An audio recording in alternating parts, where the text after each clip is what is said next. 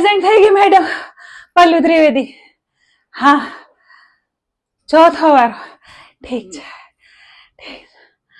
હા, આટલી બધી ભાગીને આવેલી ને તોય મારી આગળ હજી 4 જણ છે. પલ્લુને પહેલા આવી ખબર હોત ને તો થોડીક નિરાતે આવત. આ તો શું સવારમાં બધાને પલ્લુની જરૂર બહુ પડે. આજ સવારના બાજુમાં કાકીને શુગર ચેક કરાવવા જવાનું હતું તો એને લઈને ગઈ હતી. ત્યાંથી આવી તો મામી તૈયાર થતા હતા. મને કે પલ્લુડી હાલ મંદિરે મૂકી જા. જતી હતી ત્યાં છે ને ભાઈ ચેક પકડાવી દીધો. કે રસ્તામાં બેંક આવશે, ચેક જમા કરાવતી આવજે. માંડ પલ્લુને એમ હતું કે આવી નિરાતે તૈયાર થશે. ત્યાં તો ભાભી તૈયાર બેઠા હતા. મારા ભાભીની પાછી તબિયત બગડી ગઈ. જ્યારથી હું આવેલી છું ને ત્યારથી ભાભીની તબિયત બહુ બગડી જાય. મને કે પલ્લુબેન તબિયત સારી નથી, રસોઈ કરીને જાજો ને. તો પલ્લુબેન કે ઠીક છે ભાભી, પલ્લુબેન રસોઈ કરીને જાશે. એટલે થોડુંક મોડું થઈ ગયું આવતા. એમાં તૈયારી નથી થવાનું. થોડું પાણી પી લો.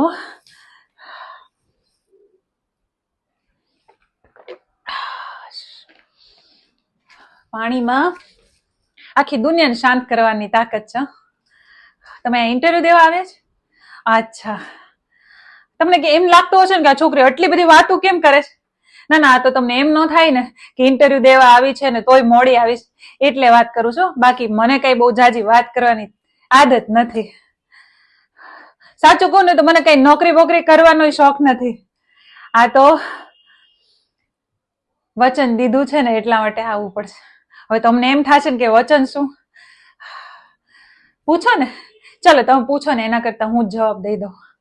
પલ્લુને તો સાચું કહું ને તો 2 જ શોખ. એક તો મન ગમતા છોકરાની સાથે લગ્ન કરવાનો ને બીજો હસવાનો અને બોલવાનો. ને પલ્લુએ તો એક મન ગમતા છોકરાની સાથે લગ્ન કરી નાખેલા, પ્રેમ લગ્ન. પણ સાચું કહું ને તો પ્રેમ લગ્ન ની અંદર બધું સારું સારું જ થાય ને એવું બધાને લાગે છે, પણ એવું હોતું નથી. અહીંયા જ પલ્લુની ભૂલ થઈ ગયેલી. છોકરો પસંદ કરવામાં પલ્લુની ભૂલ થઈ ગયેલી. ને 3 વર્ષની અંદર પલ્લુ આમ ગળે આવી ગયેલી. પલ્લુ તો હસતા ને બોલતાય ભૂલી ગયેલી. પણ મારે ત્યાં એક દાદી સાસુ હતા, મારા બા. એ પથારી વચ હતા, કઈ બોલે નહીં પણ બધું જોયા કરે. એકવાર મારા મામીનો ફોન આવ્યો. મને કે એક છોકરું થવા દે એટલે બધું ઠીક થઈ જાય. ને જિંદગીમાં પહેલી વખત મારા એ દાદી સાસુ, મારા બા પહેલી વખત એવું બોલ્યા. મને કે તું આજના જમાનાની છો કે તું મારા જમાનાની? ને હું તો આમ હક્કી બક્કી રહી ગયો. મેં કીધું બા પહેલી વાર બોલ્યા. ને મેં કીધું બા હું તો આજના જમાનાની છું. તો બા કે તું આજના જમાનાની હોય તો આવું બધું સહન ન કરવાનું હોય.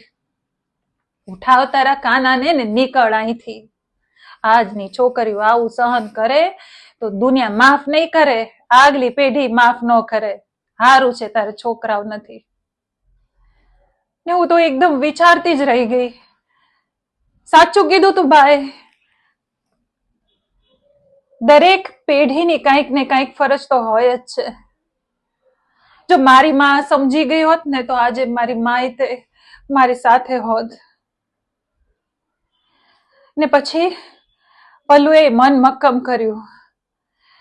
બાએ આંખ બીડાતા પહેલા એકવાર ફરીથી વાત કરી. મને કે કાનાને દીવો નહીં થાય ને તો હાલશે, પણ મનનો દીવો ક્યારેય બુઝાવા નહીં દેતી. ને પલ્લુએ તો પછી વચન આપ્યું કે મનનો દીવો ક્યારેય નહીં બુઝાય હો બા. પલ્લુ હવે હસતાય શીખશે ને પોતાનું ઘર જાતે વસાવશે. અને એટલે જ તે પલ્લુ હવે હસતા તો શીખી ગઈ છે. હવે મારે પગભર થવાનો વારો આવ્યો છે. અને મને મારા કાના પર પૂરો ભરોસો છે કે આ નોકરી તો મને જ મળશે. તમે તમારે ખોટું નહીં લગાડતા હો. હા, અને જો આપણે છે ને ઓળખાણ નથી થઈ, તમને મારું નામ નહીં ખબર હોય ને, મારું નામ એ તમને કહી દઉં. મારું નામ પલ્લુ ત્રિવેદી છે. હાલો હવે મારો તે છે ને જવાનો વારો આવે છે. હાલો મને બેસ્ટ ઓફ લક તો કહી દો. ચાલો આવજો.